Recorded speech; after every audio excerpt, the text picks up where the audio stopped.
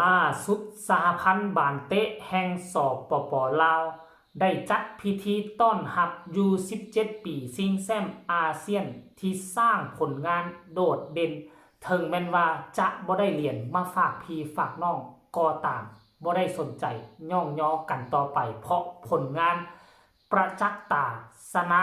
2เสีย2เสมอ1สบายดี FC แฟนคลับทุกทางโดยเฉพาะพี่น้องชาวลาวทางใต้และกันเหนือเนาะอัปเดตล่าสุดการเคลื่อนไหวของสตรหรือว่าสหพันธ์บานเตะแห่งชาติลาวเนาะได้จัดพิธีต้อนรับยู17ปีที่ไปสร้างกระแสฮือฮาให้กับแวดวงการบานเตะลาวของพวกเขาโดยการเสมอเมียนมาเนาะแล้วก็ชนะฟิลิปปินส์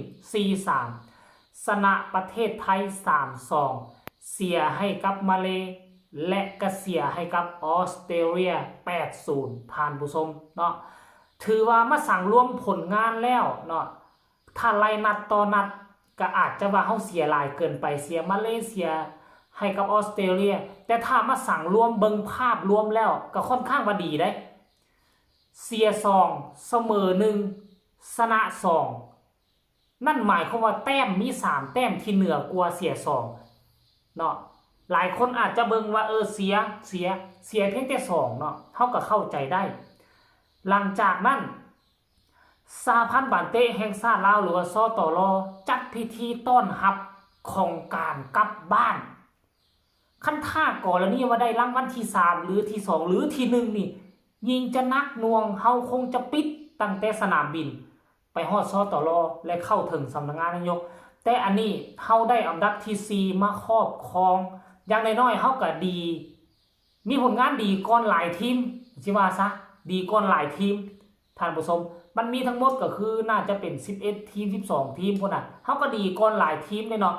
เมื่อ11ชั่วโมงที่ผ่านมาก็คือมื้อวานนี่แหละเนาะคณะบริหารงานสหพันธ์บานเตะแห่งชาติลาวหรือว่าสตรพร้อมด้วยพ่อแม่พี่น้องและแฟนบ้านจัดพิธีต้อนรับทีมชาติลาวรุ่นอายุบ่เกิน17ปีอย่างอบอุ่นหลังเดินทางฮอดสปป.ลาวในตอนค่ำวันที่25เดือน4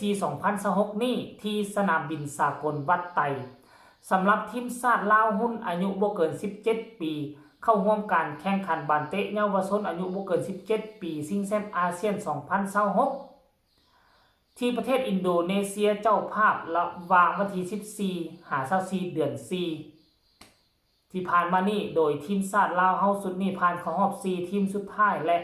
ไปชิงอันดับ3ก่อนเสียไปให้กับออสเตรเลีย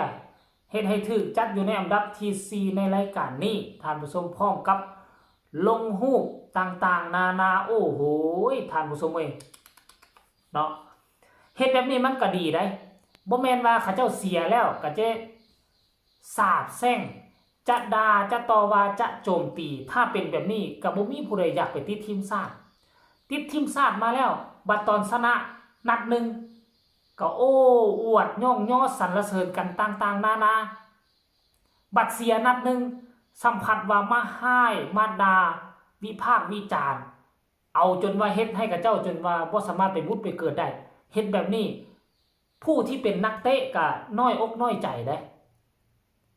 การที่ได้เข้ามาเป็นทีมชาติได้รับใช้ชาติได้เฮ็ดเพื่อชาติแต่ฮอดบาดว่าผิดหวังมาสาบแช่งมาห้ายมาด่ากันเนาะการที่สตรออกมาเฮ็ด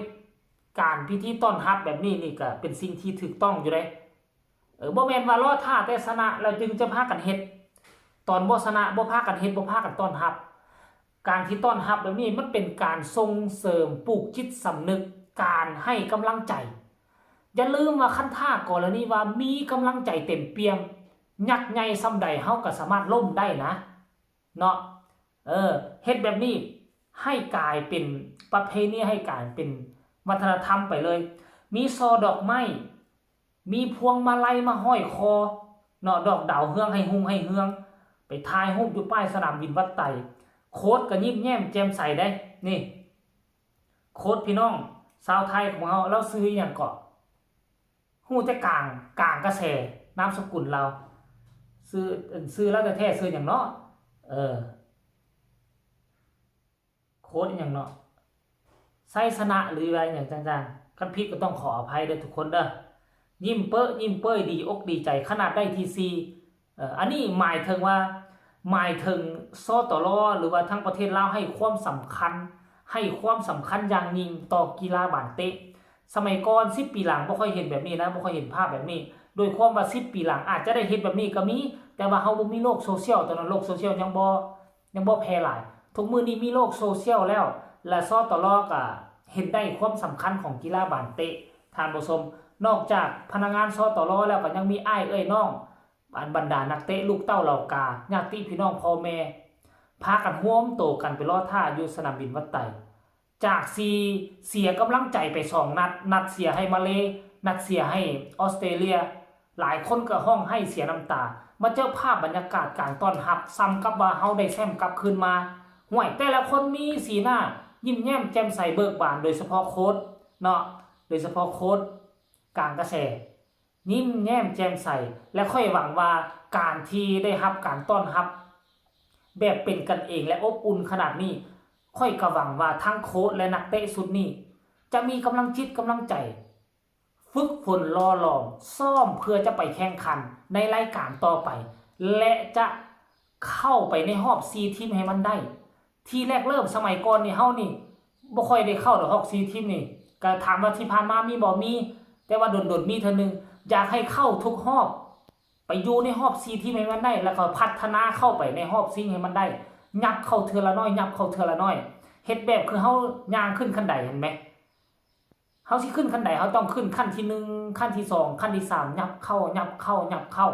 ปรับปรุงแก้ไขสิ่งที่ผิดพลาดให้มันได้ค่อยก็หวังว่าในรายการต่อไปอยู่17ลาวของเราคงจะไปได้ไกลกว่านี้อย่างน้อยๆก็ให้มันได้เข้ารอบซิงซะก่อนเนาะหรือบ่ก็บ่เอาละที่4ต่อไปให้มันได้ครองที่3ก่อนครองที่3 2 3เทื่อแล้วก็ทะลุเข้าไปซิงอย่างบ่ได้ก็ให้มันได้อันดับ2 2 3เทื่อแล้วก็ทะลุให้มันได้อันดับ1ขึ้นขั้นใดมันต้องขึ้นเทื่อละ9ก็หวังว่าอนาคตทีมชาติลาวหุ่นบ่เกิน17 ปีภายใต้การนำทีมของโค้ชชาวไทยคนนี้น่าจะไปได้ไกลกว่านี้แน่นอนท่านผู้ชม FC แฟนคลับสำหรับคลิปนี้ก็ขอฝากฝังเอาไว้สำนี้เนาะ FC แฟนคลับทั้งชาวลาวและก็ชาวไทยพากันเข้ามาคอมเมนต์ให้กำลังใจกันได้มีความคิดความเห็นแนวใดก็ส่งข่าวมาได้ทางใต้คอมเมนต์เพราะว่าทีมชาติลาวสุดนี้มันมีความเกี่ยวข้องระหว่างลาวกับไทยเพราะฉะนั้นแล้วก็ใครสนใจก็เข้ามาคอมเมนต์แลกเปลี่ยนบทเรียนตำหนิติชมกันทำคลิปเฮ็ดข่าวกันได้ฝากกดไลค์กดแชร์กดติดตามที่สำคัญจะกดข้ามโฆษณาพอกันใหม่ในคลิปหน้าลาทานผู้ชมไปก่อนสบายดี